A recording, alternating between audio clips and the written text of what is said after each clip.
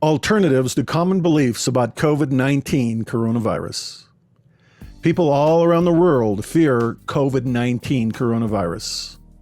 So-called authorities tell us that the best way to avoid sickness from COVID-19 is to stay in your home and to keep your distance from people. Many wear masks and gloves to avoid contracting the bug and slow down its spread. Will these approaches protect you from severe illness and death from the virus? Authorities on the subject suggest that most will not die from the virus, and in fact, many may suffer no symptoms whatsoever.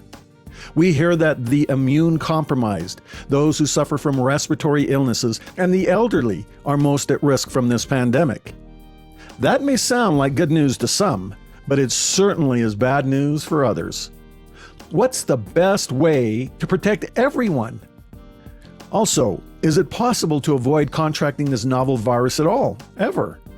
If the majority of us will succumb to the virus sooner or later, how do we minimize severe symptoms, even death, no matter our age or other current health issues? The basis of good health. More than any other strategy, it is your emotional states of mind that protect your health. In all cases and contexts, including the spread of so-called pathogens like microbes, germs, bacteria, and viruses of any sort. With COVID-19 coronavirus, the best defense is always going to be your psychology. What is happening deep in your consciousness determines whether COVID-19 interacts with your body anywhere from entirely harmless to fatal and everything in between. It is common knowledge that stress plays a part in how well our bodies function. The question is, what kind of stress are we talking about here? Being stressed because you're running late for an appointment or because you forgot your neighbor's name is not what we're referring to in this context. Particular forms of stress come out of an internal type of fear and conflict. This subconscious internal duress is the unhealthy emotional state that we are referring to here. We want to know more about that and how to neutralize it. We at coronavirusalternative.com aim to educate you on that information as well as answer this question. Will the government or the medical world provide satisfying solutions for COVID-19 coronavirus or any other viruses like it? The controversy around vaccines. A person may reason, can't I just hide until there's a vaccine? Many hope that the medical establishment can produce a vaccine derived from asymptomatic coronavirus carriers.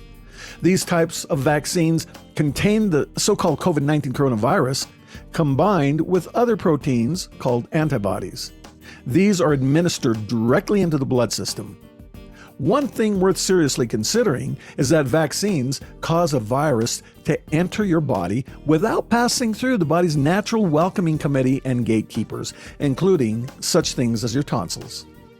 When using a vaccine, a person is saying, okay, human body of mine, please be at peace and accept this little foreign thing called a virus. I know this stranger didn't use the normal and natural protocol to visit here, but as you can see, this virus is accompanied by friendly protein to assure you that it won't harm you. Is this the best approach to create an immunity? Some argue that it is not. Many researchers cite other examples to prove their point. One such example is the H1N1 virus, also known as influenza A.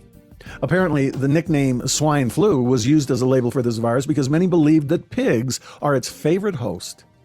This virus, too, became easy for humans to contract. The medical world produced vaccines for this seemingly dangerous virus. These vaccines introduce either dead, non-active, or weak H1N1 virus microbes directly into the blood. However, this has caused controversy. According to some reports, the swine flu vaccine killed more people than the actual swine flu virus itself. That is an astonishing and disconcerting claim. If you see a picture of an enlarged H1N1 virus or an artist's conception of one, you'll notice that it too has spiky little tentacles similar to a coronavirus microbe. This swine flu virus is also a mucous membrane-seeking microbe.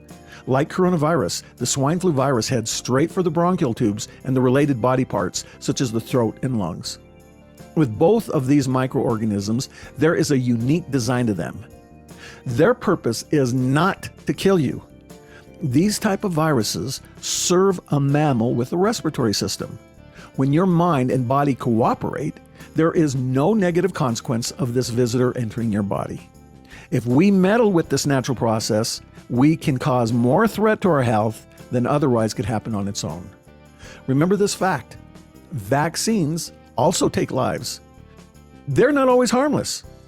Do an internet search on the side effects of vaccines and dig deeper than the government and large corporation sites posted on the front pages of a search engine.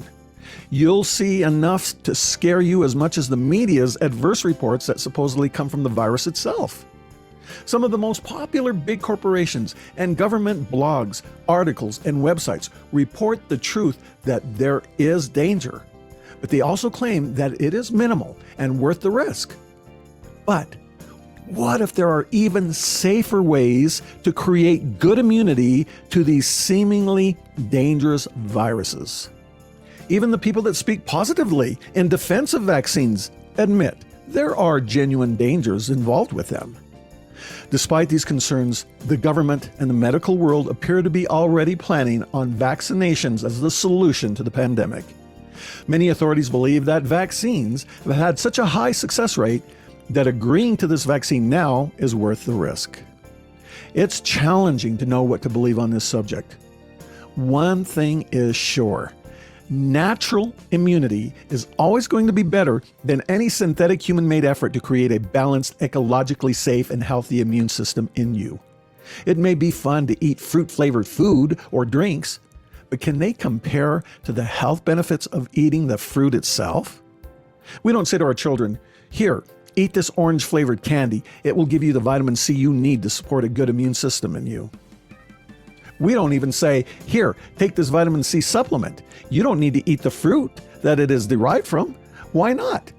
We eat the fruit because man-made supplements are never as good for us as the real thing. Why supplement the protein that coexists with viruses that your body naturally produces as part of your body's immunity by making a human-made vaccine? Isn't it more brilliant to do the things that allow your body to naturally and organically create your body's immunity, and that works with your body ecologically in every other way? Why clip off the wings and cut off the legs of a bird and tell it to roll around or wiggle its belly on the ground to get where it wants to go? After all, isn't that how snakes get around? No, let the bird soar. Let it travel the way it was meant to travel. Similarly, let your body do what it does naturally all the time. Do the things that we teach you here. Learn how to allow your body to create its completely safe, natural immunity to COVID-19 coronavirus the same way it does for all other millions of foreign micro-visitors that enter your body throughout your lifetime. Again and again, you will hear coronavirusalternative.com tout the importance of an optimistic and positive emotional psychology to create the basis for strong natural immunity. The question is, how do you get and keep this type of mental state? The articles to come will answer this question. Sign up on our list if you haven't already to receive it.